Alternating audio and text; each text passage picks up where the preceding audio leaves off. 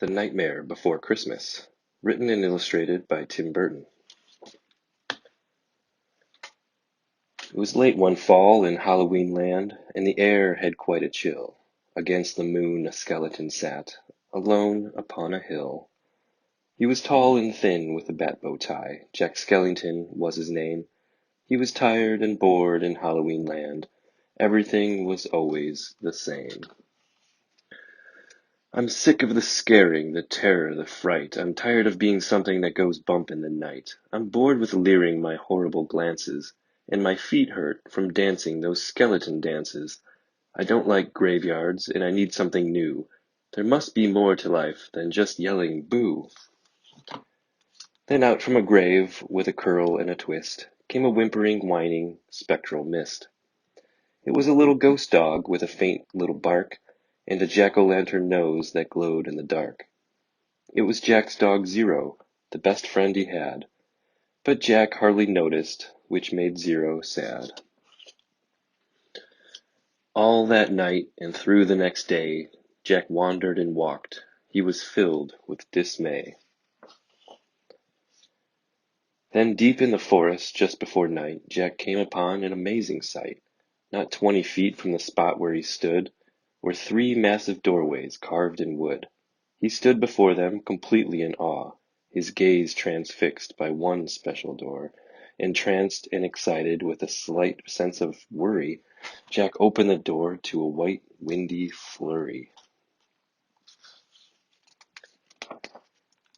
Jack didn't know it, but he'd fallen down in the middle of a place called Christmas Town. Immersed in the light, Jack was no longer haunted. He had finally found the feeling he wanted. And so that his friends wouldn't think him a liar, he took the present-filled stockings that hung by the fire. He took candy and toys that were stacked on the shelves, and a picture of Santa with all of his elves. He took lights and ornaments and the star from the tree, and from the Christmas Town sign he took the big letter C. He picked up everything that sparkled or glowed. He even picked up a handful of snow. He grabbed it all, and without being seen, he took it all back to Halloween.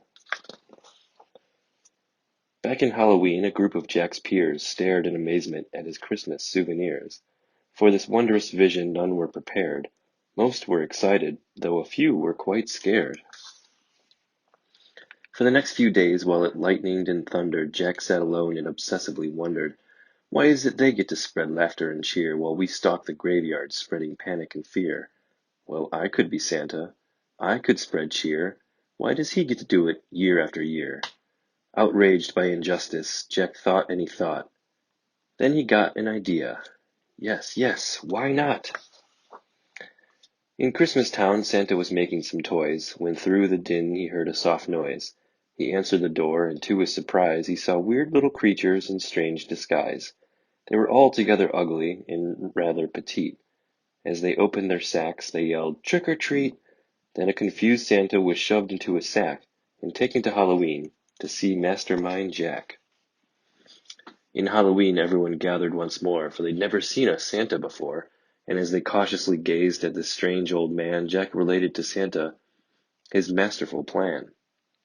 "My dear Mr. Claus, I think it's a crime that you've got to be Santa all of the time, but now I will give presents and I will spread cheer. We're changing places. I'm Santa this year. It is I who'll say Merry Christmas to you. So you may lie in my coffin, creak doors, and yell boo. And please, Mr. Claus, don't think ill of my plan, for I'll do the best Santa job that I can." And though Jack and his friends thought they'd do a good job, their idea of Christmas was still quite macabre. They were packed up and ready on Christmas Eve day when Jack hitched his reindeer to his sleek coffin sleigh. But on Christmas Eve, as they were about to begin, a Halloween fog slowly rolled in. Jack said, "We can't leave. This fog's just too thick. There would be no Christmas, and I can't be Saint Nick." Then a small glowing light pierced through the fog. What could it be? It was Zero, Jack's dog. Jack said, "Zero, with your nose so bright, won't you guide my sleigh tonight?" And to be so needed was Zero's great dream. So he joyously flew to the head of the team, and as the skeletal sleigh started its ghostly flight, Jack cackled, "Merry Christmas to all, and to all a good night." 'Twas the nightmare before Christmas, and all through the house not a creature was peaceful, not even a mouse. The stockings all hung by the chimney with care, when opened that morning, would cause quite a scare. The children all nestled so snug in their beds, would have nightmares of monsters and skeleton heads. The moon that hung over the new fallen snow cast an eerie pall over the city below. And Santa Claus's laughter now sounded like groans, and the jingling bells like chattering bones. And what to their wondering eyes should appear but a coffin sleigh with skeleton deer, and a skeletal driver so ugly and sick they knew in a moment, this can't be Saint Nick. From house to house, with a true sense of joy, Jack happily issued each present and toy. From rooftop to rooftop he jumped and he skipped, leaving presents that seemed to be straight from a crypt. Unaware that the world was in panic and fear, Jack merrily spread his own brand of cheer. He visited the house of Susie and Dave. They got a Gumby and Pokey from the grave. Then on to the home of little Jane Neiman. She got a baby doll possessed by a demon. A monstrous train with tentacle tracks, a ghoulish puppet wielding an axe, a man-eating plant disguised as a reef, and a vampire teddy bear with very sharp teeth. There were screams of terror, but Jack didn't hear it. He was much too involved with his own Christmas spirit. Jack finally looked down from his dark, starry frights and saw the commotion, the noise, and the light. Why, they're celebrating! It looks like such fun. They're thanking me for the good job that I've done. But what he thought were fireworks meant as goodwill were bullets and missiles intended to kill. Then amidst the barrage of artillery fire, Jack urged Zero to go higher and higher, and away they all flew like the storm of a thistle, until they were hit by a well-guided missile. And as they fell on the cemetery way out of sight, was heard, "Merry Christmas to all, and to all a good night." Jack pulled himself up on a large stone cross, and from there he reviewed his incredible loss. I thought I could be Santa, I had such belief. Jack was confused and filled with great grief. Not knowing where to turn, he looked toward the sky. Then he slumped on the grave and he started to cry.